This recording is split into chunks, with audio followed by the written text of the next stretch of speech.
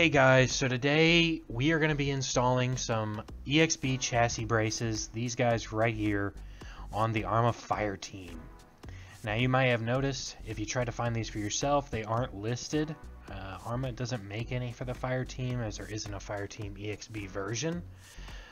These are actually for the Mojave, but they will bolt right on up with the Fireteam just fine. So that's what we're going to be doing right now.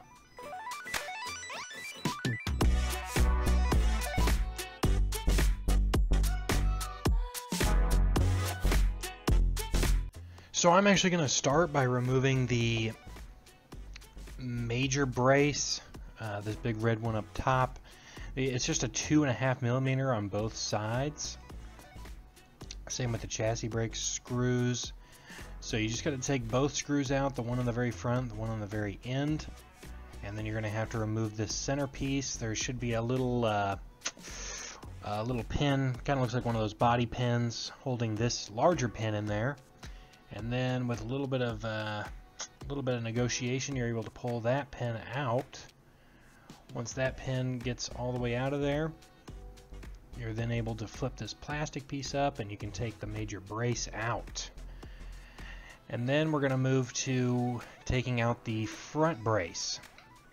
So the very first thing you're going to need to do on that is take out this top screw. It was right underneath that red brace. It's right by the words EXB compatible on that mount there. So once that one's out, we're then going to need to flip it on over and do the bottom one. So with it flipped over, it's going to be this screw right here. It kind of sticks out because it's actually centered with the chassis pretty much. So that's actually just another 2.5 millimeter. Once you get it completely removed, there's actually a little notch the chassis brace is sitting in.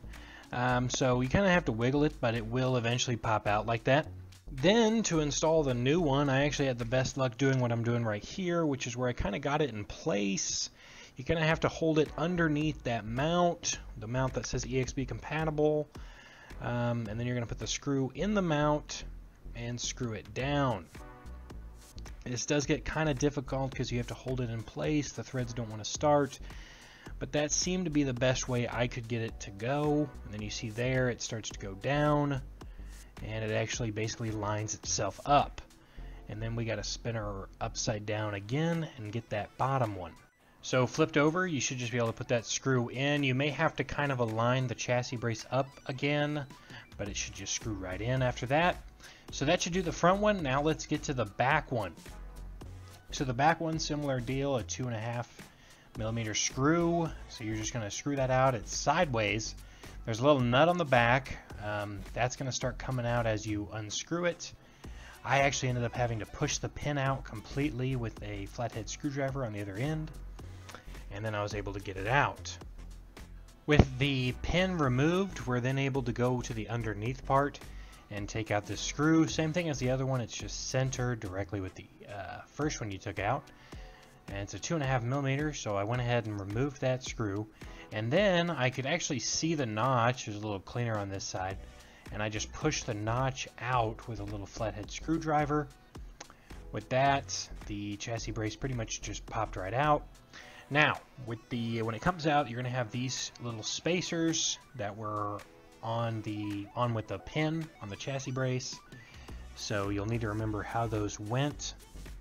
And then I just wanted to show you guys how well they match up. So you can see they're pretty much exactly the same. But anyway, putting it in, what I did was I ended up putting one of those little spacers on the pin, and then I'd put the chassis brace on, and then I got the bigger spacer and then shoved that one in there, got them all lined up with the pin. Once they're all in there, you can push the pin all the way in, and then you're going to need to put the nut back on and tighten that down. And with the nut, it's actually, if you just pop it in there, the plastic will hold the nut so it doesn't just spin. And then you got to put their bottom screw back in. Again, you might have to line that one up, but that should do ya. So thanks for watching. Let us know how we can improve and make our videos better, and we'll see you on the next one.